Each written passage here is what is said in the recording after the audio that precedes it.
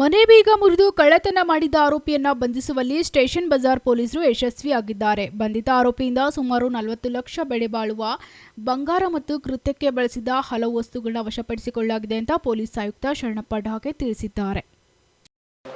Station Bazaar police ಸ್ಟೇಷನಲ್ಲಿ ಕಳೆದ ತಿಂಗಳು 21st 22nd day ಟೈಮಲ್ಲಿ ಆ ಒಂದು 2 ದಿನಗಳ ಅವಧಿಯಲ್ಲಿ ಗುರುತಿದೆ ಏನು ಅಪರಾಧಿ ಇದ್ದಾನೆ ಅವನು ಅಪರಾಧ ಮಾಡಬೇಕಾದ್ರೆ ಗ್ಲೌಸ್ ಬಳಸ್ಕೊಂಡಿದ್ದಾನೆ. ಆ ಗ್ಲೌಸ್ ಕೂಡ ನಮ್ಮ ತಂಡ ವಶಪಡಿಸಿಕೊಳ್ಳಲು ಯಶಸ್ವಿಯಾಗಿದ್ದಾರೆ. ಅಲ್ಲಿ ಪಕ್ಕದ ಮನೆಯಲ್ಲಿ ಒಂದು CCTV ಕ್ಯಾಮ್ರಾ ಸಿಗುತ್ತೆ. ಅಲ್ಲಿ ಅವನು CCTVಯಲ್ಲಿ ಆರೋಪಿಯ ಬಗ್ಗೆ ಸ್ವಲ್ಪ ಸುಳಿವು ಸಿಗುತ್ತೆ ಮತ್ತು ಕೆಲವು ಅವನ ಮೂಮೆಂಟ್ ಬಗ್ಗೆ ನಾವು ಜಾಲ ಹಿಡಿದಾಗ ಇನ್ನೊಂದು ಕಡೆ ಅವನು CCTVಯಲ್ಲಿ ಮೂಮೆಂಟ್ ಆಗಿರೋದು ಮತ್ತು ಅಲ್ಲಿ ಮೊಬೈಲ್ ಫೋನ್ ಬಳಸಿರೋದು ಗೊತ್ತಾಗುತ್ತೆ. ಬಸ್ ಮುಖಾಂತರ ಸೋಲಾಪುರಿಗೆ ಹೋಗಿರೋಂಥದ್ದು ಗೊತ್ತಾಗುತ್ತೆ. ಅಲ್ಲಿ ನಾವು ಚೆಕ್ ಮಾಡಿದಾಗ ನಮ್ಮ ಟೀಮ್ ಕಳಿಸಿ ವೈಜ್ಞಾನಿಕವಾಗಿ ತಾಂತ್ರಿಕವಾಗಿ ಮಾಹಿತಿ ಕಲೆ ಹಾಕಿದಾಗ ಅಲ್ಲಿನೂ ಕೂಡ ಅವನು ಮೊಬೈಲ್ ಫೋನ್ ಬಳಸಿರೋದು ಗೊತ್ತಾಗುತ್ತೆ. ಹಾಗಾಗಿ ನೆಕ್ಸ್ಟ್ ಆರೋಪಿ ಬಗ್ಗೆ ವೈಜ್ಞಾನಿಕವಾಗಿ ತಾಂತ್ರಿಕವಾಗಿ ನಾವು ಮಾಹಿತಿಯನ್ನು ಕಲೆ ಹಾಕಿದಾಗ ಅವನು ಅಲ್ಲಿಂದ ನೆಕ್ಸ್ಟ್ ಪುಣೆಗೆ ಹೋಗಿರೋದು ಗೊತ್ತಾಗುತ್ತೆ. ನಮ್ಮ ಟೀಮನ್ನು ನಾವು ಪುಣೆಗೆ ಕಳುಹಿಸಿ ಆರೋಪಿಯನ್ನು ಬಂಧಿಸುವಲ್ಲಿ ಯಶಸ್ವಿಯಾಗಿದ್ದಾರೆ. ಇದರಲ್ಲಿ ಪ್ರಶಂಸೆ ಬೇಕಾಗಿರೋದಂತಂದರೆ ಪೊಲೀಸ್ ಸ್ಟೇಷನ್ ಇನ್ಸ್ಪೆಕ್ಟರ್ ಗುರ್ಲಿಂಗಪ್ಪ ಮತ್ತು ಅವರ ಟೀಮ್ ACP ಸೌತ್ ಅವರ ಮಾರ್ಗದರ್ಶನದಲ್ಲಿ ತುಂಬ ಒಳ್ಳೆಯ ಪತ್ತೆ ಕೆಲಸ ಮಾಡಿದ್ದಾರೆ. ಹಾಗಾಗಿ ಅವರಿಗೆ ಅಭಿನಂದಿಸ್ತಾ ಇದ್ದೀನಿ. ಈ ಆರೋಪಿಯ ಹಿನ್ನೆಲೆಯನ್ನು ನೋಡಿದಾಗ ಏನು ಆರೋಪಿ ಇದ್ದಾನೆ, ಇವನ ಹೆಸರು ನವೀನ್, ತಂದೆ ಗುರುಮೂರ್ತಿ ಅಂತ, ಸುಮಾರು 49 ವರ್ಷ ಇದೆ. ಬೇಸಿಕಲಿ ಕಾರವಾರ ಜಿಲ್ಲೆಯವನು.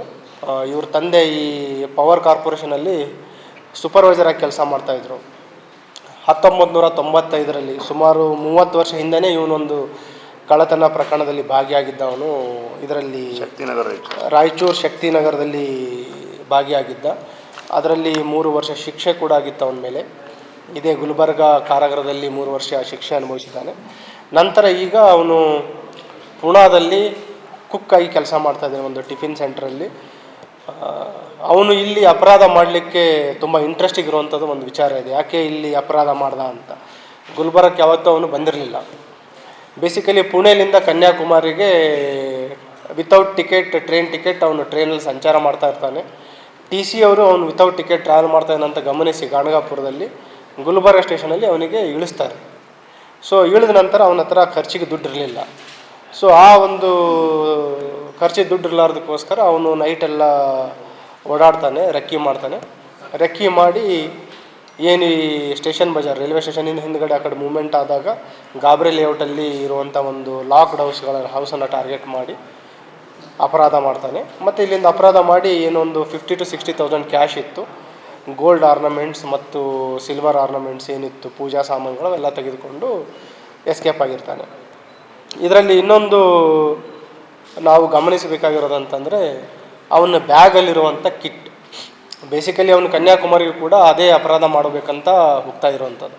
ಅವನ ಬ್ಯಾಗಲ್ಲಿರುವಂಥ ಒಂದು ಟೂಲ್ ಕಿಟ್ ಕಂಪ್ಲೀಟ್.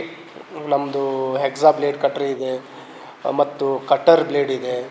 ಆಮೇಲೆ ಏನು ಚಿನ್ನಾಭರಣ ಸಿಗುತ್ತೆ ಅದನ್ನು ಮೆಲ್ಟ್ ಮಾಡಲಿಕ್ಕೆ ಗ್ಯಾಸ್ ಇದನ್ನು ತೊಗೊಂಡಿದ್ದಾನೆ ಅವನು, ಹೀಟರು. ಸೊ ಕಂಪ್ಲೀಟ್ ತುಂಬ ತಯಾರಿಯಾಗಿ ಪ್ರಿಪೇರ್ ಆಗಿ ಅಪರಾಧ ಮಾಡಲಿಕ್ಕೆ ಮೂಮೆಂಟ್ ಆಗಿರುವಂಥದ್ದು. ಸೊ ಆ್ಯಕ್ಸಿಡೆಂಟಲ್ಲಿ ಗುಲ್ಬರ್ಗದಲ್ಲಿ ಇಳಿದು ಇಲ್ಲಿ ಅಪರಾಧ ಮಾಡಿ ಯಾವುದೇ ಅವನಿಗೆ ಹೋಪ್ಸ್ ಇರಲಿಲ್ಲ ಅಂತಂದರೆ ಪೊಲೀಸರು ಹಿಡಿತಾರೆ ಅಂಥ ಒಂದು ಕ್ಲಿಷ್ಟಕರವಾದ ಒಂದು ಪ್ರಕರಣವನ್ನು ಭೇದಿಸುವಲ್ಲಿ ನಗರ ಪೊಲೀಸ್ ತಂಡ, ಅದರಲ್ಲಿ ವಿಶೇಷವಾಗಿ ಸ್ಟೇಷನ್ ಬಜಾರ್ ಮತ್ತು ಸೌತ್ ಉಪವಿಭಾಗದ ಕ್ರೈಮ್ ಟೀಮ್ ಯಶಸ್ವಿಯಾಗಿದ್ದಾರೆ.